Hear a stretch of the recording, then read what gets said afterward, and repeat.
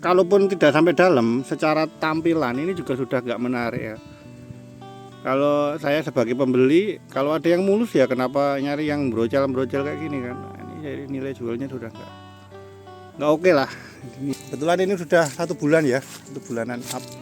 Nggak saya spray karena kami lagi disibukkan dengan apa namanya itu, cabai.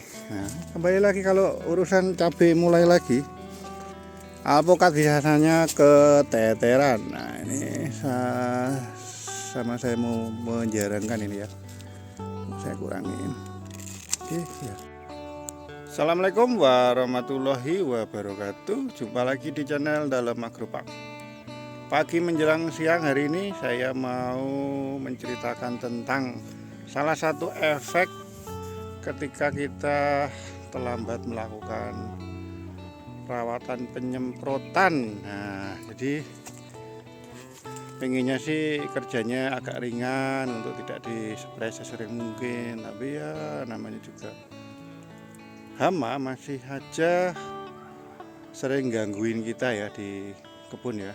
Nah, ini salah satu efek ketika kita telat melakukan penyepraian. Di depan saya ini adalah salah satu tanaman alpukat yang saya tanam. Ini varietas Red Vietnam. Selain sudah itu besar-besar, nah ini juga sudah mulai ada yang kecil lagi, pentil lagi. Jadi ini salah satu performa alpukat Red Vietnam yang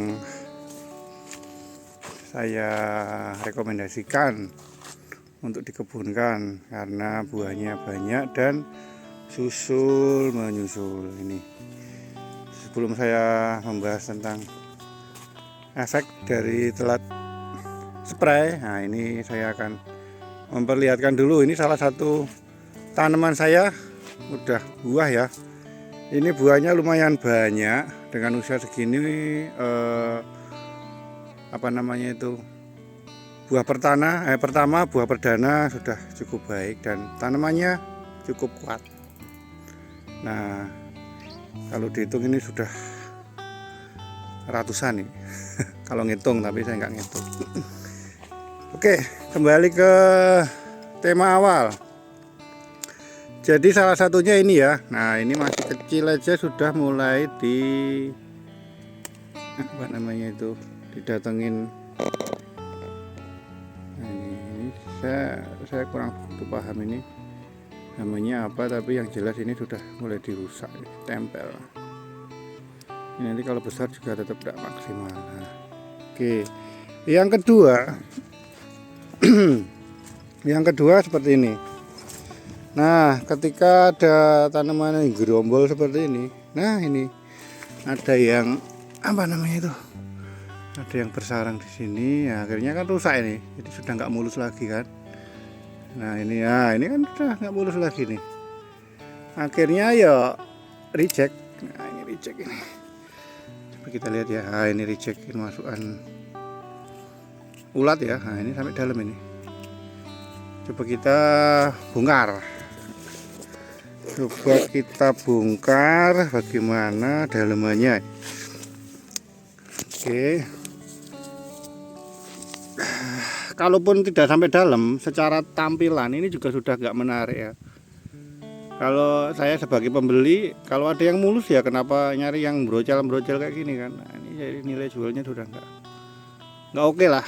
Ini salah satu efek dari keterlambatan melakukan apa namanya, penyepraian ya. Coba kita buka, kita habis. Nah ini kan, nah ternyata nggak sampai dalam. Secara apa namanya itu, secara kualitas buah dalam masih aman, juga aman-aman juga karena ini sudah buah pokatnya, ini kulitnya, dan ini kalau diteruskan kemungkinan besar buahnya rusak. Untuk sementara dia masih di pinggir-pinggir, belum sampai dalam. Nah ini seperti ini ya. Jadi kalau mau hasilnya mulus-mulus ya mau nggak mau kita harus mengendalikan dengan obat. untuk pestisidanya monggo bisa pakai yang aman atau yang kurang aman atau yang tidak aman, bebas. Ini yang mana? Nah, kita sini satu buah gugur. Nah, ada lagi nih, ini juga sama gugur lagi, terpaksa gugur lagi. Nah daripada ini dipaksa sampai dia besar, ya enggak menarik untuk dijual atau dikonsumsi juga. Mending kita buang dari sekarang. Nah, ini ya, kita buka red Vietnam ini, buahnya seperti ini. Lumayan tebal ini. Nanti kalau besar lumayan tebal. Nanti ada beberapa episode ya, atau video ketika nanti sudah panen ya, beberapa video lah, review tanaman alpukat yang sudah saya tanam. Oke ya, kayak gini ya, ini sudah tidak mulus lagi. Oke, satu lagi. Nah, ini juga toh. Aduh, dari total 4. Dari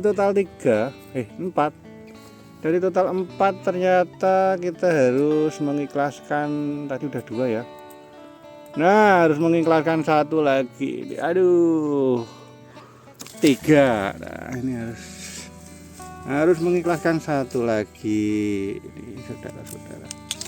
Wah, ada. Ini kan sudah mulai sampai dalam kan. Ini kalau nunggu 2-3 bulan lagi lah ya sudah pol-polan sampai dalam. Ini tebel ya. Memang alpukat ini lumayan produktivitasnya bagus untuk olahan, untuk itu oke lah. Nah, coba kita cari lagi.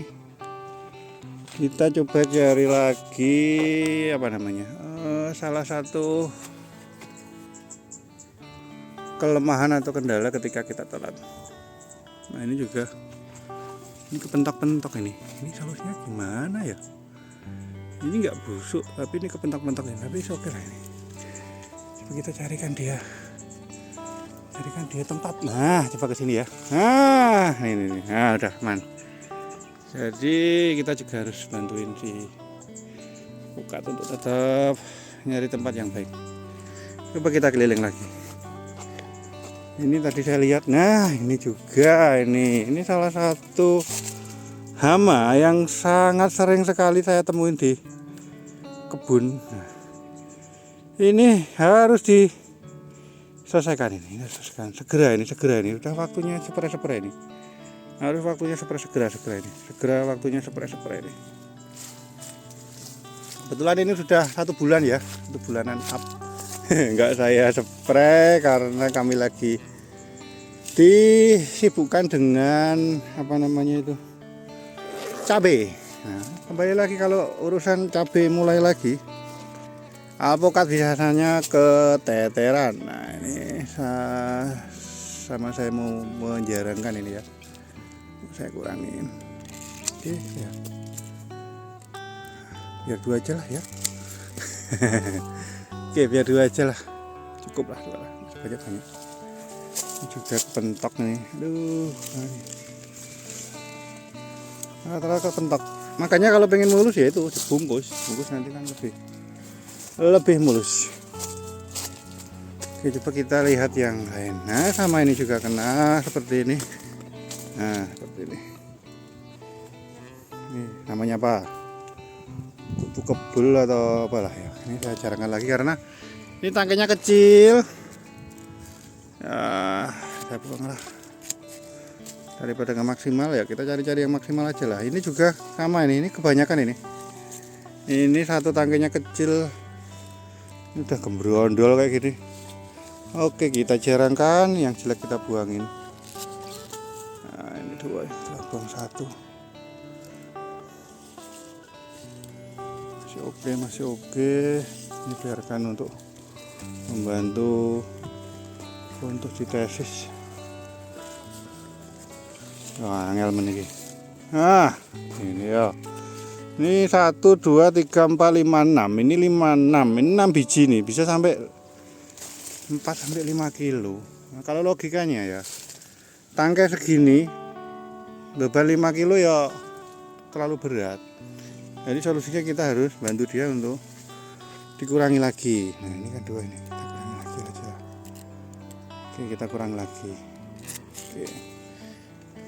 Oke, kurangi lagi. Sepertinya harus kita kurangi lagi nih, karena masih terlalu berat. Ini 5 kilo. Ya, belum lagi yang itu. Belum lagi yang ini. Alah. Oke, sementara sini dulu aja ya. Kalau ini agak oke lah, karena dia hanya 3 ini. Sini. Nah, ini contohnya ya. Ini sudah lumayan besar. Ini kemarin saya petik juga. Udah habis. Nah, ini juga. Nah, ini udah mulai ada lagi nih. Buka ternyata ini kan contoh banyak banget. Aduh, ini harus di apa namanya itu,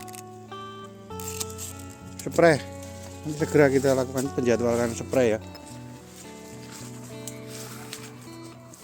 Oke, coba kita hunting lagi di area lain ya. Nah, ini sekalian saya bahas ini ya. Ini ada kohe. Jadi ini saat yang tepat menurut saya loh ya. Ini kembali lagi, monggo, pertanian itu fleksibel. Ini kalau menurut saya ini saat yang tepat untuk pemberian kohe ya. Kohe yang saya berikan di sini kohe kambing. Ini kambing. Ini langsung dari kandang. Ini saya kasih dua angkong ya, 2 gerobak sorong itu saya kasih dua, dan saya kasihnya di tengah-tengah ini. Ini masih di ujung tajuk ya. Paling bagus sebenarnya keliling, tapi ini tidak memungkinkan karena yang pinggir-pinggir saya kasih ini. Jadi biarkan aja di tengah. Saya tumpuk gini aja. Oke. Untuk kohenya seperti ini ya. Jadi teman-teman kalau penasaran untuk pupuknya gimana, ini salah satu pupuknya. Selain itu juga kami juga pakai pupuk pembuahan dan pembesaran pakai sintetik ya. Kemarin ini sudah saya coba kasih aplikasi fosfat. Nah, ini karena sudah mulai persiapan pembuahan, ini mudah-mudahan bisa digas lagi. Ini saya masukkan fosfat nih. Fosfatnya pakai merek dagangnya Vertipos. Kemarin saya kasih setengah kilo ini 1 batang. Nah, dalam waktu dekat ini lagi pesen ini. Nanti mau saya masukin NPK profesional yang 25 itu plus apa lagi ya? Karate plus Boroni. Selain itu mau saya kasih kali butir subur. Nah, itu tinggi kaliumnya kayaknya sampai berapa? 30% kalau nggak salah. Nah, nanti dosisnya satu pohonnya ini Karate Boroninya atau ya nitrabornya 250, terus 25-nya itu 250, sama apa tadi kali butirnya 250. Rencana seperti itu. Jadi Vertiposnya setengah kilo plus besok 750 kilo masuk lagi. Ngejar apa? Ya ngejar buah. Karena ini di usia yang 2,5 tahun, alhamdulillah pertumbuhannya baik dan sudah aman lah ini untuk dibuahkan. Ini kan sangat aman, udah besar batangnya. Postur percabangannya sudah oke ya. Nah, ini juga di depan saya ini pertumbuhannya ini enggak berhenti ini vegetatif terus ini aduh, sampai ini salah satu tanaman yang kencang banget pertumbuhannya. Ini sampai bawahnya kecil mereng. Aduh, ini dulu tunas air saya pelihara, masih kayak gini, belum tua-tua nih. Ini udah saya potong terus tapi masih dia generatif terus ini. Hijau terus. Apanya ini? Ini layu ini. Nah, ini juga ini telat spray ini. Ini telat spray. Pokoknya kalau mau aman, main aja 2 minggu sekali udah aman tuh. Udah 2 minggu sekali spray udah gitu aman. Tapi kalau kayak saya ini kadang-kadang sebulan ini aja udah sebulan lebih nggak spray ya wis. Resikonya seperti ini. Nah, ini juga ini. Kohe tengah-tengah kohe ya. Nah, kohe di tengah-tengah ini aja udah, nggak usah deket-deket situ, nggak usah ini. Sudah sini aja, kohenya di sini aja. Biarkan Nanti kalau di puncak musim kemarau seperti ini kan dia kena panas nih, kering. Nanti masuk musim hujan, nah udah jadi bubur. Oke, kita lihat lagi aligator. Ini blok aligator ini. Nah, tinggi-tinggi kan, keren ini. Sebenarnya kalau saya pribadi kalau lihat postur perbatangan, percabangan tanamannya itu senang sekali lihat aligator ini. Kokoh tak tertandingi. Buahnya juga jumbo-jumbo. Tapi ini belum banyak yang kembang. Kalau redfish udah ya mayoritas lah, kembang udah banyak. Kalau aligator Mickey jangan tanya, Mickey udah banyak sekali yang berbunga. Ini redfish ya toh. Nah ini jarak 3 meter aja, aduh sedikit nyesel saya. 3 meter ya, paling gak 4 meter lah ya, sama kayak aligator, tapi tidak apa-apa lah, terlanjur nih. Tapi jarak 3 meter seperti ini itu sebenarnya dulu saya punya rencana. Jadi kalau tanaman alpukat itu kan idealnya mungkin 6 meter ya. Ini tinggal kita ambil satu aja. Nah nanti udah jadi 6 meter. Kalau mau kita besarkan dan maksimalkan, solusinya seperti itu. Dongkelnya dijual laku nanti. Dijual, dimasukin ke planter bag dulu kan nanti sudah batang tua nih. Insya laku katanya. Dulu mikirnya gitu. Udahlah 3 meter.